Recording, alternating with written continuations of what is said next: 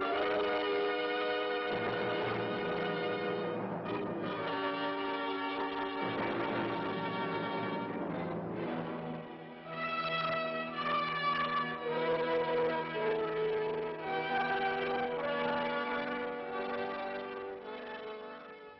I'm Rear Admiral Hanlon, and as Commander of Joint Task Force 7, I should like to present this brief film report on the highlights of Operation Redwing.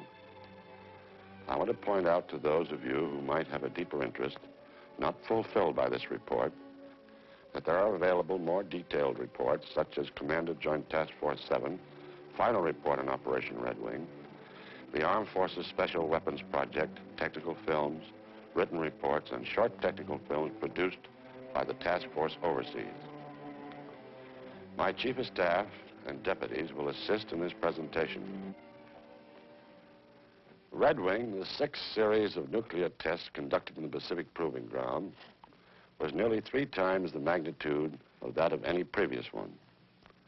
The purpose of Redwing was twofold: to test 17 experimental weapons and devices, to conduct some 43 weapons effects tests and diagnostic measurements associated with the 17 shots. The cost of Redwing was on the order of $160 million and did not include the cost of nuclear materials or the design and production of the devices. Some $120 million went for the cost of participation by the Army, Navy, Air Force, Joint Task Force 7, Armed Forces Special Weapon Project, and the Atomic Energy Commission. The remainder was experimental expenses, which included approximately $24 million, covering the expendable scientific construction. This is the price paid for testing operations necessary for the advancement of nuclear weapons and conducted in a remote area of the Pacific to provide the ultimate in safety factors. Obviously, an operation of the magnitude of Redwing requires a great deal of support in terms of people, aircraft, ships, and money. A complex but extremely flexible command organization and an elaborate communication network. Organizationally, Redwing carried a typical Joint Task Force staff of about 170 people, divided about equally among the 3 services. The command was organized into 5 task groups: Task Group 7.1, Task Group 7.2, 7.3, 7.4, and 7.5. 7.1 consisted of about 1,200 scientific and military personnel and were concerned with positioning, arming, and detonating all weapons and devices. It also conducted weapons effects tests and diagnostic measurement programs. 7.2, about 1,200 Army personnel, provided ground security, operated communications, provided certain logistic support, including 550 vehicles of all types, and some $1.5 million worth of signal equipment. The Navy Task Group 7.3, with some 22 ships, 31 small craft, 37 aircraft, and approximately 6,000 personnel, provided security and safety patrols in the danger area. Surface ship transportation between the Pacific Proving Ground and the zone of the interior. Small boat and helicopter transport at Bikini Atoll. Shipboard command and communication facilities and support of numerous scientific projects. The Air Force Task Group 7.4, with some 2,300 personnel and about 130 aircraft, exercised air control and directed operation of all test and support aircraft, was responsible for search and rescue functions, provided weather service and air transport at Eniwetok Atoll and between Bikini and Eniwetok Atolls. Task Group 7.5, with about 2,000 civilian personnel, provided base logistic support, built structures for effects and diagnostic measurement programs, and operated a boat pool at Eniwetok Atoll. We planned Redwing so as to utilize the 2 atoll concept. That is, large, hard shots were fired at Bikini, and the small, relatively easy ones at the Eniwetok Atoll. Actually, on 2 occasions, shots were fired nearly simultaneously at both atolls. This was an innovation unique to Redwing. From the very beginning, great emphasis was placed on the safety of the personnel in the Pacific Proving Ground, natives of the Marshall Islands, shipping and air traffic. For the latter part of Castle and for Redwing, the danger area was increased to about 400,000 square miles to afford adequate protection. The smaller area was the air control area. A continuous search of the large area was conducted by a squadron of Navy patrol aircraft. Better weather information and therefore more reliable forecasting was realized through a weather central staffed with highly qualified personnel from all services. The acquiring of a new type of weather balloon operable above 90,000 feet, development of the WASP, high-altitude weather-sounding missile, effective to altitudes of about 100,000 feet and launched from destroyer weather ships, and construction of 4 weather stations by the task force to augment the existing Pacific Area Weather Service. In the RAD-SAFE area, we had an effective fallout prediction unit in headquarters. Another innovation was equipping of this unit with fallout computers, recently developed by the National Bureau of Standards and the Sandia Corporation. 17 RAD-SAFE monitoring stations were located throughout the Pacific area to provide further protection. In the interest of fish life protection, marine radiological surveys were made of large areas in Pacific Proving Ground and vicinity by Navy ships using scientific personnel of the Atomic Energy Commission, Division of Biology and Medicine. This was done first about the middle of the operation and again after the operation terminated. The Scripps Institute conducted continuous oceanographic analyses of fallout areas. I should like to digress for a moment to comment on the official observer program sponsored by the Atomic Energy Commission and the Department of Defense. During Redwing, we had 6 separate groups of responsible military and civilian officials, and in addition, large numbers of technical observers visited the Pacific Proving Grounds. As a result, the military representatives and high government officials obtained an understanding of the business which should be of great value to them and their parent organizations. Of special interest was the press and Federal Civil Defense Agency observer groups. The press group consisted of some 15 media representatives from the field of television, radio, newspapers, magazines, and periodicals. A like number from the Federal Civil Defense Agency from all over the country witnessed the shots. These groups witnessed the Cherokee airdrop, which was declared an open shot for this purpose. Due to weather delays postponing Cherokee for 18 days, the group was able to witness the La Crosse shot, also declared an open shot for Redwing. Judging from reports and comments, it would appear that the press visit resulted in a substantial contribution to public relations for the military services and the Atomic Energy Commission. It is felt that these programs were justified. At this point, I should like to ask Dr. Ogle, my scientific director, to provide a resume of the weapons development highlights on Redwing. Dr. Ogle? Castle in 1954 gave us thermonuclear devices that could be carried only in our largest planes. We needed weapons now that could be carried externally on fighter aircraft, or that could be dropped by light and medium bombers. And we needed small diameter, lightweight thermonuclear weapons for use in conjunction with the missiles being developed by the armed forces.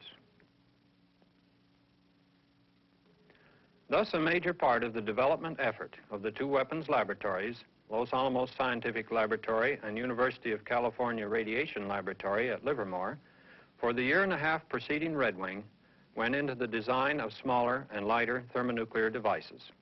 In addition, we made strenuous efforts to reduce the size and weight of our fission weapons, perhaps at the expense of efficiency, to meet present and future requirements of small missiles, artillery, and ground-to-air missiles. Code name La Crosse, 39 kilotons.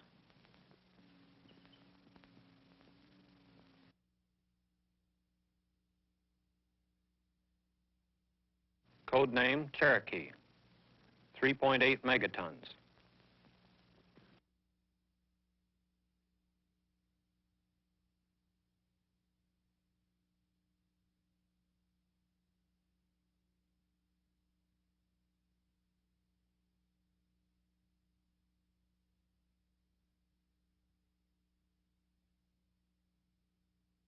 Osage, 1.7 kilotons.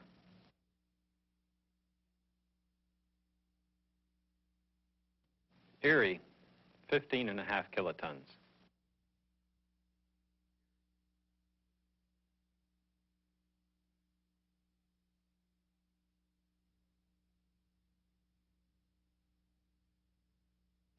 Seminole, 13 kilotons.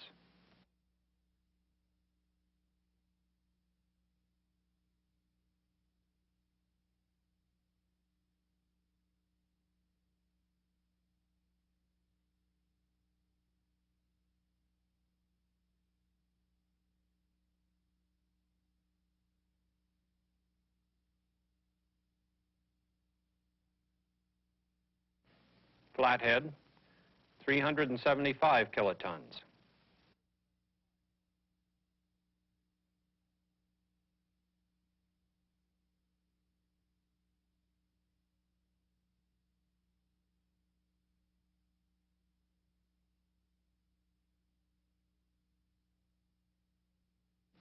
Dakota, 1.1 megatons.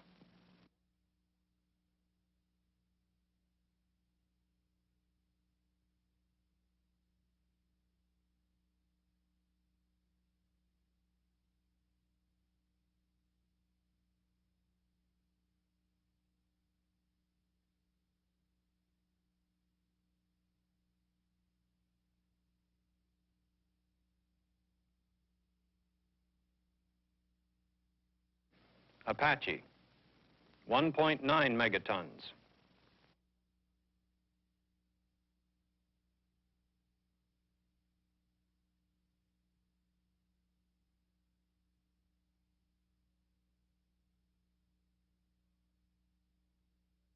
Huron, 270 kilotons.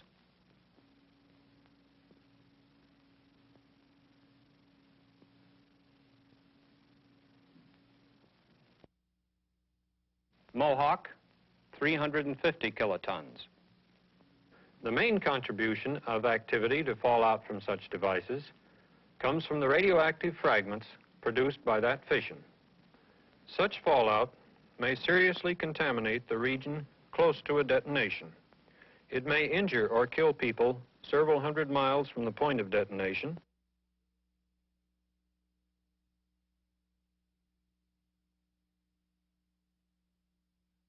.7 megatons.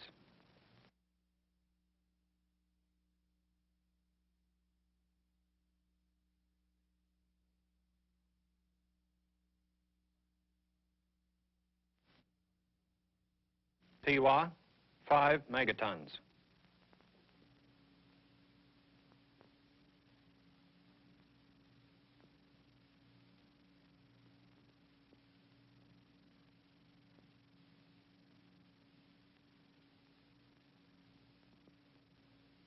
It is clear from a weapons development viewpoint that Operation Redwing was an outstanding success. The key areas of Army interest were static and dynamic pressures produced by detonations of various yields, and especially study of the long positive phase resulting from both air and ground bursts in the megaton range. We collected data also on the rapid determination of fallout. Here we are interested because of the proximity of friendly installations to targets on the atomic battlefield. Such data is, incidentally, completely dependent upon timely and accurate weather information. To protect our stockpile of tactical atomic warheads, as well as to impair or destroy the enemies, the Army required knowledge of the vulnerability of nuclear weapons. One other key factor in our support of atomic strikes is definite knowledge of the yield and ground zero of our weapons. Redwing experiments dealing with the detection, location, and analysis of atomic bursts were successful. This will lead to the development of portable, self-contained instruments capable of continuous surveillance of the atomic battlefield. The results of Redwing were of considerable interest and benefit to the Navy. An outstanding feature was the increased yields obtainable from devices of greatly decreased sizes and weights. Such factors will permit diversification of delivery systems in aircraft and ships. Our first-line carrier aircraft, the A-3D, or Sky Warrior, was exposed to blast and thermal effects from megaton yield weapons. It was also positioned to simulate a drop aircraft, and these tests indicated that the A-3D can deliver megaton weapons with a good escape probability. In the field of atomic defense, progress was also made. All ships of the Navy Task Group were equipped with washdown systems which proved to be most effective. Preliminary data gathered from specially configured remote control ships in the fallout area provided additional information regarding decontamination procedures in general. Data to determine the relative radiation dosages from the air, water, and the ship's weather surfaces was also collected. This knowledge provides additional criteria in the development of ship's shielding. Also, experiments with types of protective coating were conducted on ships and certain test aircraft. Spraying of a paint-like substance on exposed surfaces added a high degree of protection against contamination. The results of these experiments will assist us in the determination of naval operations in heavy fallout areas, as well as provide valuable data for the design of naval vessels of the future. The Navy is also interested in the many aspects of the various weapons effect tests as they pertain to aircraft, which will be discussed by General Griffith. Throughout the operation, the necessity for fast and accurate weather predictions was demonstrated. The Navy will benefit from the development of the WASP, a high-altitude wind-sounding rocket, and by the increase of altitude of weather balloons. These two developments will provide faster and more accurate weather data from altitudes of 60,000 to 100,000 feet. In addition, the regular Navy window shells prove most valuable for soundings up to 34,000 feet. All this will lead to an increased effectiveness of fleet operations in the conduct of atomic warfare. In conclusion, the 6,000 naval personnel gain valuable experience, as they are much better prepared to cope with the many aspects of atomic warfare and will form a nucleus to instruct other naval personnel. The scope of Air Force operations in Redwing precludes a discussion of the results of each program in which we had a vital interest. In view of this, I have selected and shall briefly summarize only two which I consider most pertinent to this presentation: the Aircraft Effects Program and the Early Penetration Project. The Aircraft Effects Program was designed to test the structural responses of operational type aircraft to the blast and thermal loads experienced in the vicinity of nuclear or thermonuclear detonations. The particular Air Force aircraft tested during wing were the B-52, the B-47, the B-66, the B-57, the F-84F, and the F-101. These aircraft were positioned to receive the type loads they would experience during weapon delivery. In general, they were flown directly over ground zero at a time shortly before, at, or after the burst time to receive the desired effects. While the objective of such studies was the collection of scientific data, the safety of air crews was a consideration of primary importance in the conduct of Redwing aircraft tests. Elaborate precautions were taken to ensure that the aircraft would be in the right place at the right time. The preliminary data acquired by the effects aircraft indicate excellent results. In addition to giving us safety parameters for existing aircraft, the data should be of great value in design of future aircraft. The early penetration project was included to investigate the feasibility of aircraft penetrating clouds from high-yield weapons at times shortly after a burst. 5 B-57s and 21 pilots from the Tactical Air Command were assigned for the project.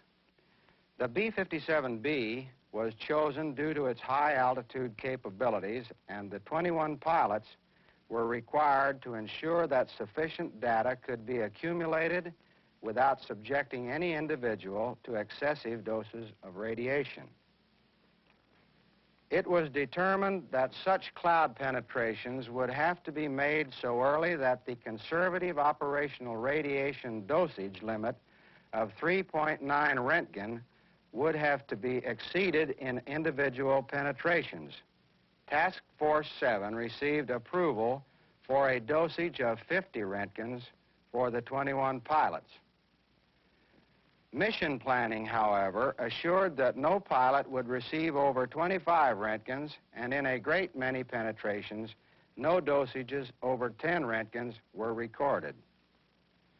During the operation, there were 2 drops by aircraft.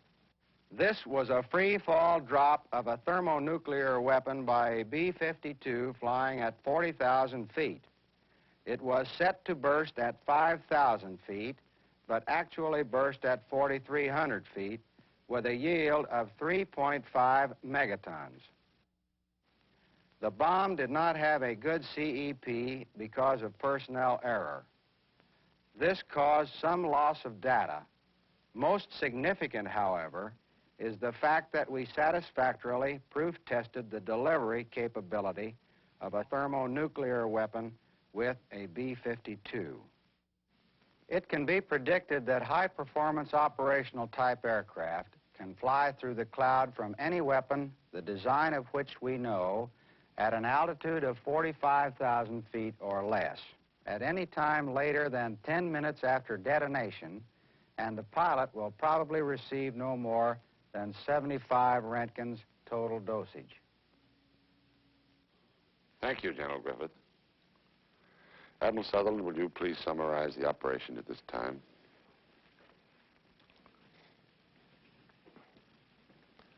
Technically, operationally, and militarily, Redwing may be summarized in one word: success. This operation marks a most significant step forward in the research and development of fission and fusion weapons.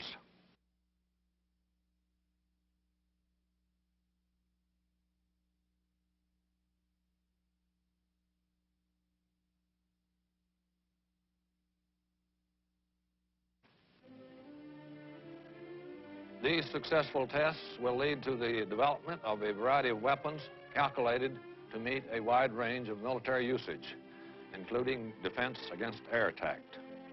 This variety of weapons will permit diversification of delivery systems of all kinds, that is, aircraft, missiles, gun-fired projectiles, demolitions, and depth charges. The emphasis on safety of task force personnel, of the Marshallese population, of transit aircraft and shipping paid off 100%.